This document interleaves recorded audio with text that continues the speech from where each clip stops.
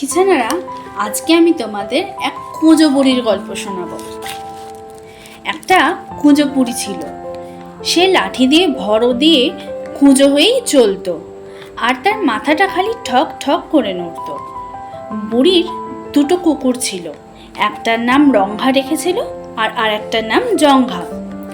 বুড়ি যাবে নাতনির বাড়ি, তাই কুকুর দুটোকে বলল, শোন, তোরা যেন বাড়িতেই থাকিস, কোথাও চলে যাস নি আবার।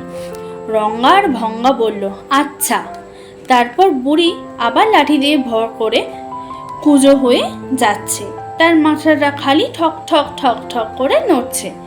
এমনি করে সে খানিক দূর পর্যন্ত গেল। তখন এক শেয়াল তাকে দেখতে পেয়ে বলল, ওই রে, সেই কুঁজো বুড়ি যাচ্ছে, বুড়ি তোকে খাবো।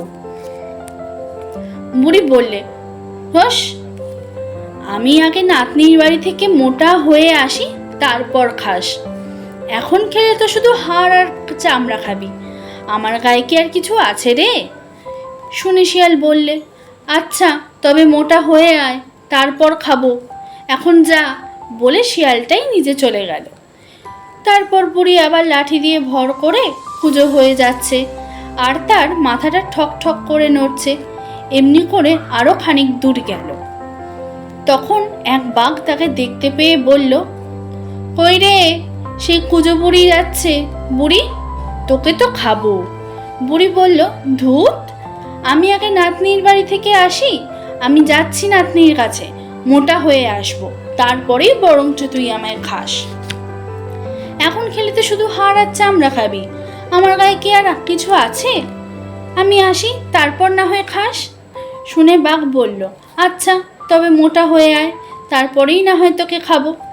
বলে বাঘটাও চলে গেল। তারপর বুড়ি আবার লাঠি নিয়ে কুঁজো হয়ে যাচ্ছে, তার মাথাটা ঠক ঠক করে নড়ছে। এমন করে সে আরো খানিক দূরে চলে গেল। তখন এক ভাল্লুক তাকে দেখতে পেয়ে বলল, এই যো কুঁজো বুড়ি, তুই আয় আমার কাছে, আমি আজকে তোকে খাবই। বুড়ি বলল, আবার দেখো কাণ্ড, আমি তো এখন নাতনির বাড়ি যাচ্ছি রে, নাতনির বাড়ি থেকে আগে মোটা হয়ে আসি, এখন তো আমার শরীরে খালি হাড় আর চামড়া, আর কিছুই পাবি না। আমি না হয় মোটা হয়ে এলে তখন না হয় তুই ভালো করে খাস। শুনে ভাল্লুক বলল, আচ্ছা, তবে তুই মোটা হয়ে আয়, তারপরেই তোকে না হয় খাবো। এই বলে ভাল্লুকও চলে গেল। বুড়িও খানিক দূর পর্যন্ত গিয়ে তার নাতনির বাড়ি পৌঁছে গেল, আর সেখানে দই ক্ষীর খেয়ে এমনি মোটা হলো যে কি বলবো। আর একটু মোটা হলেই তো সে ফেটেই যেত। তাই সে তার নাতনিকে বলল, ওগো নাতনি, আমি তো বাড়ি চললুম, এবারে আর আমি খেলে আর চলতে পারবো না, আমাকে গড়িয়ে যেতে হবে। আবার পথে ভাল্লুক, বাঘ আর শিয়াল হাঁ করে বসে আছে যে আমাকে দেখতে পেলেই ধরে খাবে। এখন বল দেখি কি করি আমি? নাতনি বলল, ভয় কি দিদিমা, তোমাকে এই লাউয়ের খোলাটার ভেতরে পুড়ে দেব, তাহলে বাঘ ভাল্লুক বুঝতেও পারবে না, তোমাকে খেতেও পারবে না। সে বলে বুড়িটাকে একটা লাউয়ের খোলার ভেতর পুড়ে তার খাবারের জন্য চিঁড়ে তেঁতুল সঙ্গে দিয়ে আর হেইয়ে বলে লাউয়ে ধাক্কা দিল, আর লাউ গড়িয়ে গড়িয়ে চলল। লাউ চলছে আর বুড়ি ভিতর থেকে বলছে, লাউ গড় গড়, লাউ গড় গড়, খাই চিড়ে আর তেঁতুল, বিচি ফেলে টুল টুল, বুড়ি গেল ঢের দূর। পথের মাঝখানে সেই ভাল্লুক হাঁ করে বসে আছে বুড়িকে খাবে বলে। সেই বুড়ি টুড়ি কিছুই দেখতে পাচ্ছে না, তো খালি দেখলে একটা লাউ নাকি গড়িয়ে গড়িয়ে যাচ্ছে।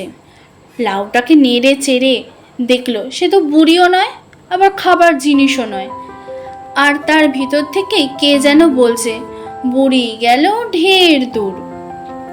শুনে সে ভাবলো বুড়ি বুঝি চলে গিয়েছে। তখন সে ঘোঁত করে তাতে দিল আর এক লাথি, আর সেটা আবার গাড়ির মতো গড়াতে শুরু করলো।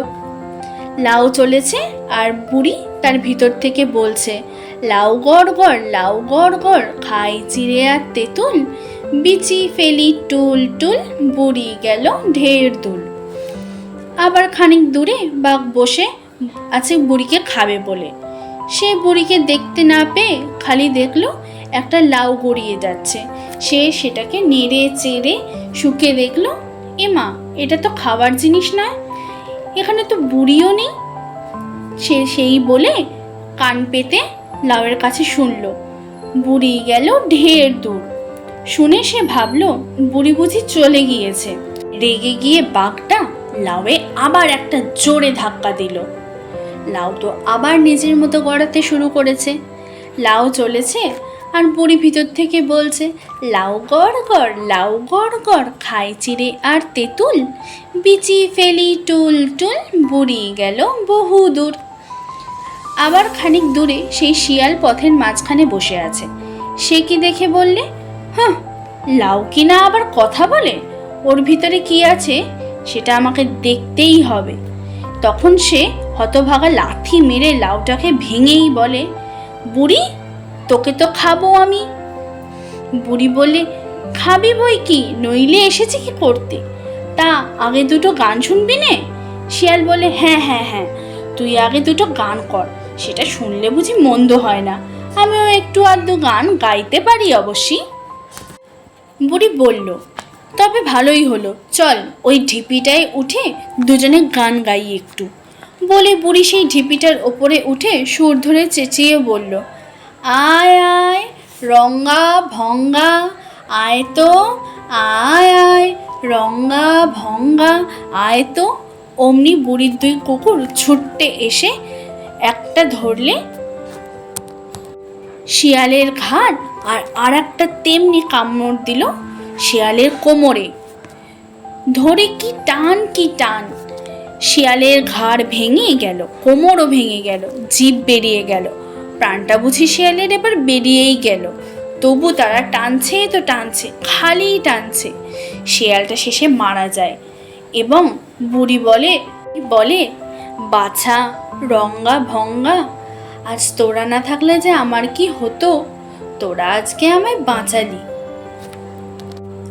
এই বলে বুড়ি তার দুটো পোষা কুকুরকে নিয়ে আবার বাড়ি ফিরে গেল আর সুখে শান্তিতে আবার একসাথে থাকতে লাগলো।